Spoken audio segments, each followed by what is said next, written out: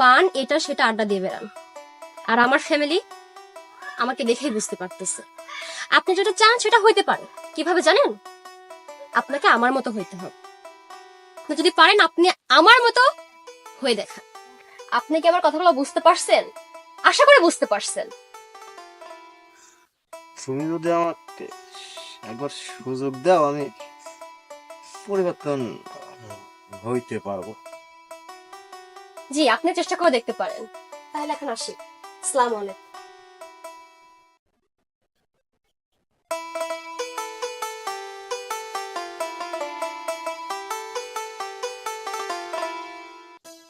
কলা গাছটাই সামান্য বাতাসে ভেঙে গেল। হ্যাঁ, এ তো না পোক্ত হয়েছে না ফুলি আছে। পাকবি কি না পাকবি আমি নিজেই তো জানি না। বাতাসটাই কিছু নাই নাকি কলা গাছ। আসসালামু আলাইকুম আঙ্কেল। ওয়ালাইকুম সালাম। কি বাবা আব্দুর রহমান? কেমন আছেন? আলহামদুলিল্লাহ ভালো আছি। ভালো আছেন? হ্যাঁ, তুমি ভালো আছো? জি বাড়ির সবাই কেমন আছে? জি আঙ্কেল আছেন। আচ্ছা, তোমার আম্মার অসুখ হয়েছিল শুনছিলাম, ঠিক হয়েছে? জি আঙ্কেল, কিছুটা সুস্থ হয়েছে। আসলে বয়স হয়ে গেছে তো, আর বাড়িতে কাজের লোকও নেই, তো একটু কাজকর্ম করলে একটু অসুস্থ বেশি হয়ে যায়। আসলে বাবা, মানুষের বয়সটা হচ্ছে মেইন জিনিস। এই যে আমি এখন টেনশনে, আমারও তো বয়স হয়ে গেছে, মেয়েটা আস্তে আস্তে বিয়ের বয়স হয়ে গেল। ওকে যে একটা ভালো পাত্র দেখে তার হাতে তুলে দেব, আমি কিন্তু মনে মনে চিন্তা করতাম তোমার মতো একজন নম্র ভদ্র শিক্ষিত একজন ছেলে পেলে আমি তার হাতে তুলে দিলে শান্তি পেতাম। আমি কিন্তু বাবা তোমাকে খুব পছন্দ করি। আঙ্কেল, হ্যাঁ, থ্যাংক ইউ, থ্যাংক ইউ। এই দেখ, আমারও আবার মন ভুলো হয়ে গেছে, তোমাকে এখানে তারা এই কথা বলছে। চলো ঘরে চলো, জি। আসো আসো।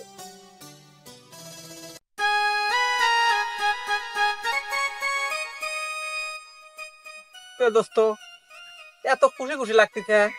আর কইস নে। তা তুই কোনে যাচ্ছিস? আমার ওই পাড়ায় একটু কাজ আছে, একটু কাজ করে আসি। দোস্ত, আমার একটা কথা কত। আমি না নিজে পরিবর্তন করবে চাচ্ছি। তোর যে অবস্থা, তুই তুই পরিবর্তন হবো কি কোস?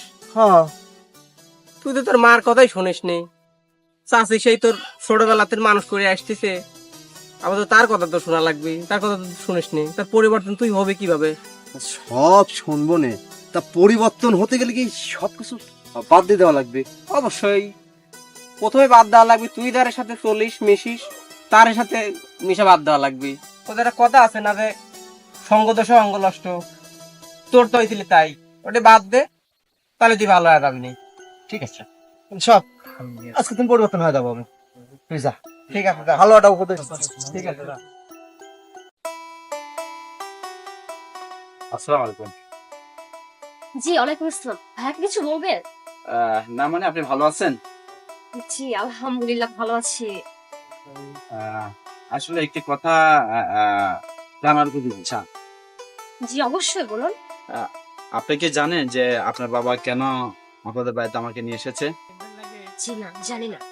আসলে কি কিভাবে বলি, মানে আপনার বাবা চাচ্ছিলেন যে আমার মতো একটা ছেলের সঙ্গে আপনার একটা, মানে আপনাকে আমার হাতে তুলে দিক, এরকম চাচ্ছিলেন।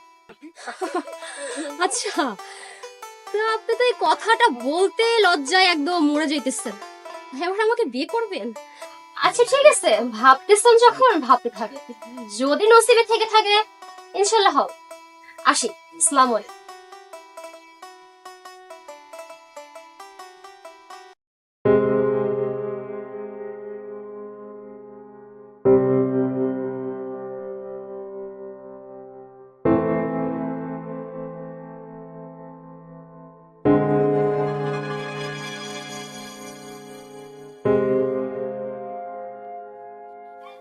কি রে, কি হয়েছে?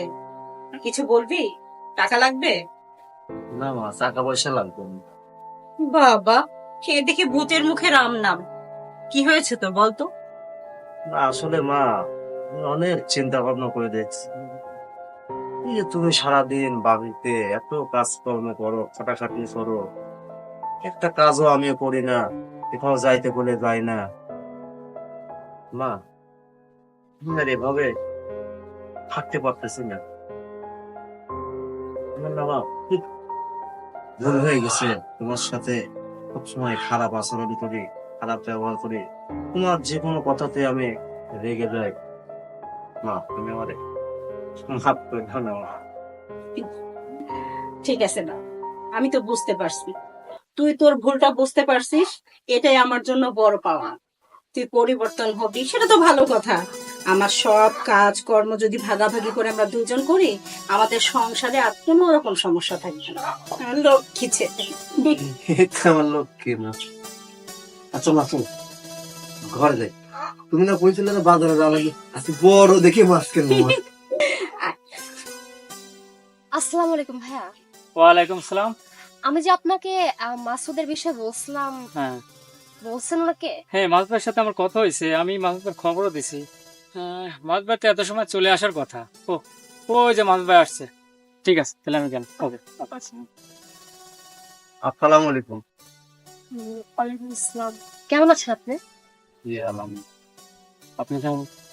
আমিও ভালো আছি। তা কি ব্যাপার, আপনাকে আজ কয়েকদিন যে দেখা যায় না এদিকে, কি হয়েছে? দেখুন, আপনাকে প্রথমে ধন্যবাদ দেই যে আপনি আমাকে সুন্দর একটা রাস্তা দেখিয়েছে।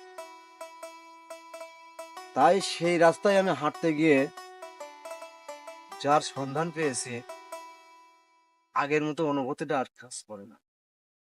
যার জন্য আমি আর এখন আগের মতো রোডে দাঁড়াই না, বাজে আড্ডাগুলা সবই বন্ধ করে দিই। আপনি কি সত্যি নিজেকে পরিবর্তন করছেন? আমি কিন্তু নিজেকে বিশ্বাস করতে পারতেছি না যে আপনি সত্যি এতটা পরিবর্তন হয়ে গেছেন।